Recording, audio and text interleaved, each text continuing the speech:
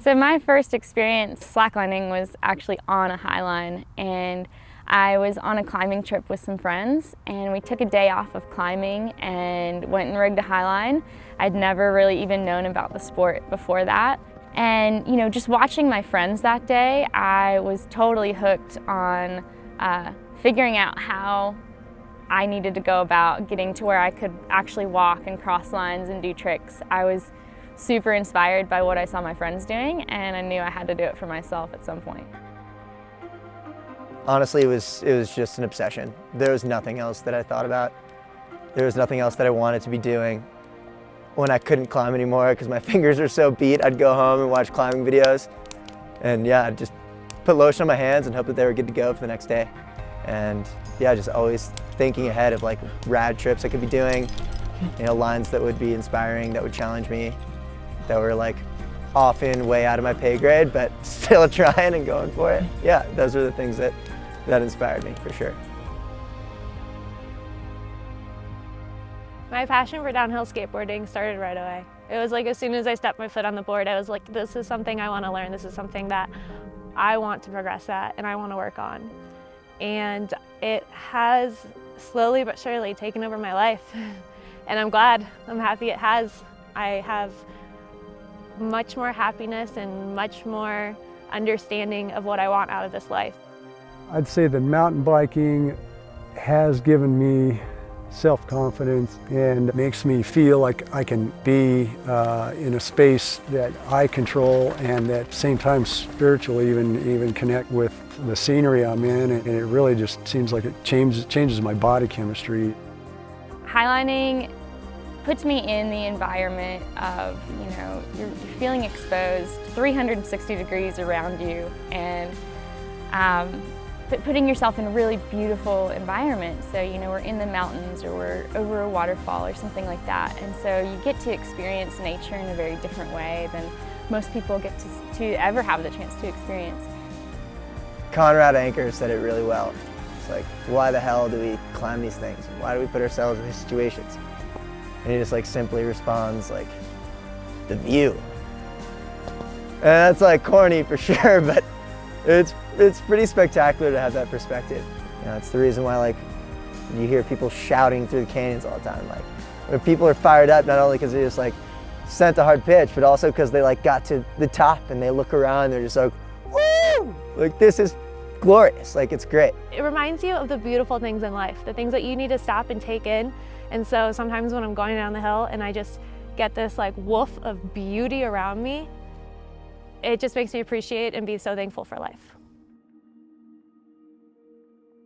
When you're passionate about something, you're willing to adjust other areas of your life and make sacrifices in order to pursue what it is that lights you on fire the most. And highlining is something that puts me in such a state of flow and moving meditation that I just seek it. I seek it everywhere that I can. The difference with downhill skateboarding compared to other passions that I have is that it's just me and the road and my board. Other passions, maybe passions I have for people, passions I have for things that are changing, downhill skateboarding isn't going to change.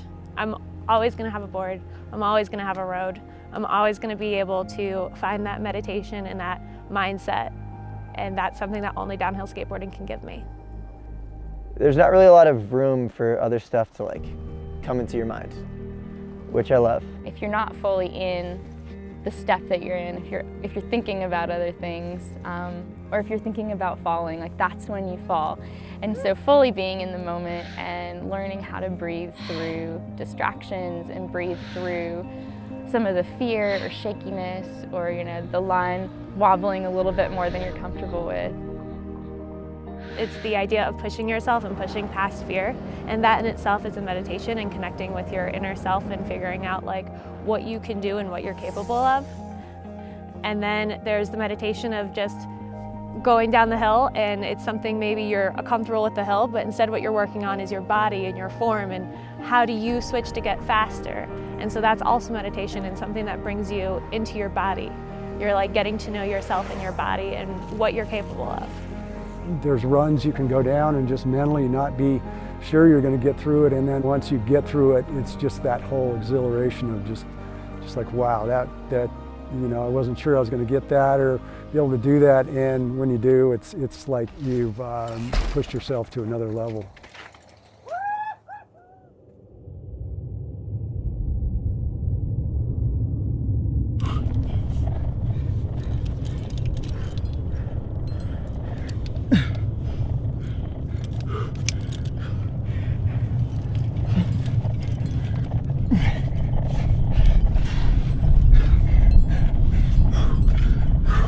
No.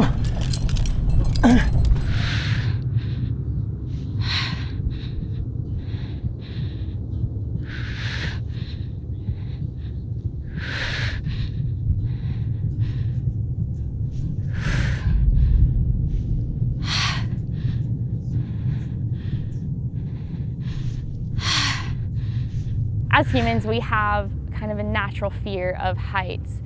We're not really supposed to be occupying the places that we walk. And walking those places does induce a feeling of fear. The fears of rock climbing or the danger of it, no, it never gets in the way of my passion at all. Those are kind of, with climbing, just so obviously inherent to the sport that it's just something that you know in the back of your head. You're kind of you're gonna feel fear, and you're gonna realize what you're doing is dangerous at times, but yeah, it doesn't hinder the passion or the love for what I do, and I think most climbers do. Healthy dose of fear, it's what keeps us safe. It's why we rig redundantly. You know, we have multiple anchor points and we have 2 separate lines that we're walking with. So, you know, the fear in the situation definitely helps keep us alive and keep us safe and knowledgeable about what we're doing. People do ask you, like, what, you know, come on, you're getting to that age, maybe you should be riding, you know, easier trails, or you should be thinking about another sport, or maybe it's time to slow down, and it goes through my mind too, but once I get back out there, it just feels like it's the right place to be at the right time. Nothing that will hold me back from the end goal, which is just continuing progression and continuing to travel the world and explore and do my passion and my love. Make sure you know at the end of the day that you're climbing rocks. And if climbing rocks makes you happy, climb rocks, but just know that that's what you're doing. And you're there to do it for the fun and for the passion and for the love and this thing that makes you feel better than most things do in your life. So have fun. Take a breath. Yeah.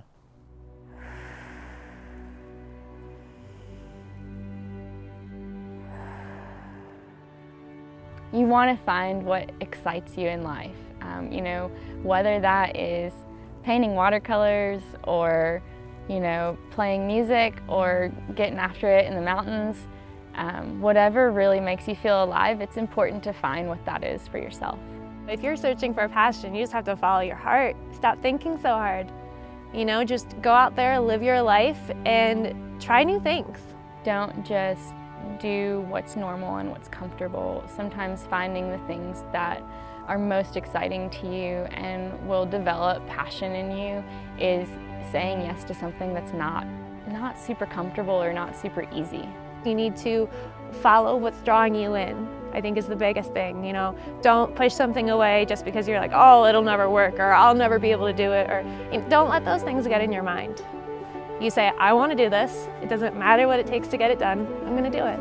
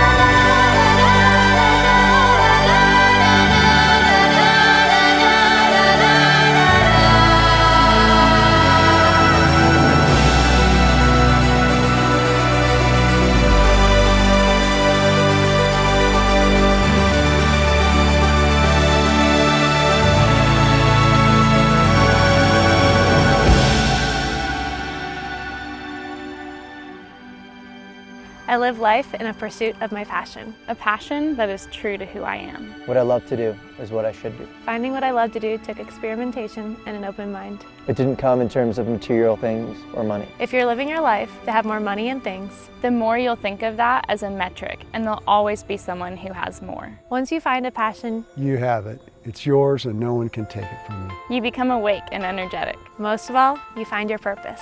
It might take 5, 10, Or 20 years to find. You might already have your passion. But whatever you do, don't give up on finding it. we don't get happiness by living longer. We get happiness by living well and fully. You can fail at what you don't want. So you might as well take a chance at what you love.